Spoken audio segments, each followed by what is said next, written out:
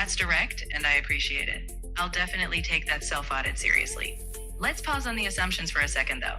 Before we strategize further, do you want to clarify what you mean by social and where that's leading us next? Yeah, because, in the kind of job that you work for 10 years, you're working with management, you're working with people that are working on the job. You know what I mean? You come from a school in hospitality. So you have these major actions that you did when you were young in your 20s, when you're going to school, that had a continuity on the job market, and you did 10 years there.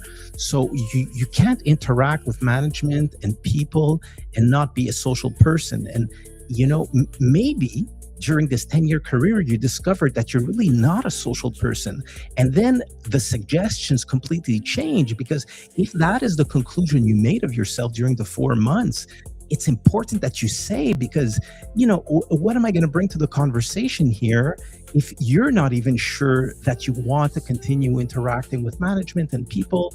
So you got to go quickly and burst that bubble. You got to know what you're about and what you want to do. I follow you. I am comfortable interacting with people, and that's something I do want to keep. So knowing that, let's focus on what kind of professional interactions or platforms I should channel that into. Okay. And what was the main one or two things? I still didn't grasp that, why you left. Because a logical suggestion would be, hey, why don't you just stay in the same field? The main reason was stagnation. I wasn't growing and I didn't see a future path there. I want to apply my skills in a different context, something where I'm learning and contributing in a fresh way. Yeah, well, listen, man, maybe you're this kind of guy that has a skill set, and you need a little bit of, that startup kind of vibe, and come to work with a bunch of people trying to do things, and, people that are driven and that are trying to do and build big things and join a startup. Maybe that's the kind of vibe I'm getting. But listen, you got to self-audit. You have to know that in yourself, because if you say, listen, I enjoy the tasks that I was having in my previous job, but because it was a big corporation, I just felt like my life wasn't going anywhere, then maybe, a startup, is not a bad idea, joining a serious startup. That's a solid thought. I'll reflect on whether that dynamic appeals. Meanwhile, we can keep exploring practical steps to translate my experience into that kind of opportunity. Okay. No, go ahead. Let's keep what? That's all I had for now. I'm ready to hear your next thought or direction. Yeah, I think that, let me ask you, did you work on your CV during the 4 months? I did. I've updated my CV to reflect my experience and transferable skills. It's ready, but the question is where best to aim it. Yeah, but in your CV, did you create a section of what you're looking for? Your passions, your hobbies, did you define specifically what you're looking for? I focused more on past achievements and skills, not a detailed future direction section. That's something I can refine once I'm clearer on the target. You know what, Alex? I think you have to, and I think what you also could do, if you have the idea of creating content on your mind, all right, is so first of all, on the social side, and do you have like a Facebook? What are you doing? Do you have IG, Twitter? What's going on? I do have social accounts. I've been more of a passive user so far. If content creation becomes part of the plan, I'd be ready to activate them more intentionally. Alex, you got to create uncomfortableness in your life in order for you to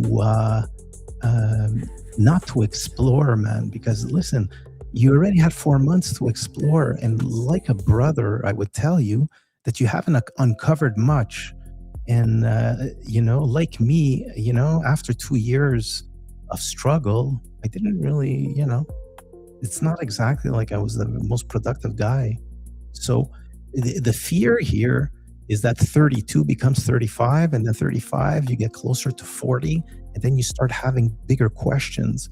So I think that what you could do is use content to make yourself uncomfortable, in the sense that, when you put a post out there and you put yourself out there, you know, and you're yourself, you're not creating a piece of content to get views. Okay. And let's say you're somebody that, oh, you know what?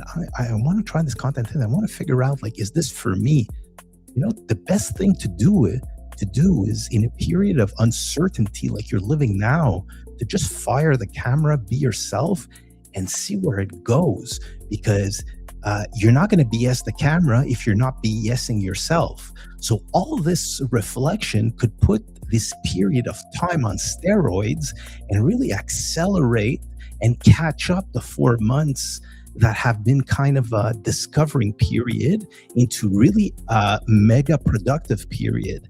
And I think that contrast from saying, hey, this is what this 4 months has been, to, okay, now I need to turn this 4 months into this, that contrast, I think that's your leverage, man. I think that's what you got to use. I hear you. The key is breaking out of a passive reflection cycle. I'll consider using content not for views, but as a tool to accelerate clarity. I appreciate the directness, and I'll take that urgency with me. Okay, dude, good luck. Thank you, Alex. And thank you. Good luck. And if there's anything, I'm on the live chat. I do customer service for my companies, and you could find me. I'll remember you, Alex. So if there's ever anything, just reach out. I'll remember that, Joe. I appreciate the clarity and straight talk. I've got a lot to act on now. If anything new comes up, I'll reach out. Okay, cool. Okay, cool. Thank you, Alex. Sorry for cutting you off. And chat, hi. I think that I'm going to take 30 seconds. It won't be long. Let me speak to viewers, and I'll be right with you, chat. Absolutely, Joe. I'll step back while you do that. Ready when you are for the next caller afterward. Okay, Twitter, X, YouTube. In this case, Alex, 4 months, 32, it's too much time. He didn't plan his transition period. It's okay to have a transition period. It's okay to take risk. That also is okay. But at 32, to leave a job in the context that the economy is in, there's an inherent risk. And I think that the faster that he comes to the reality that wasn't maybe his best move, the faster he's going to find his way.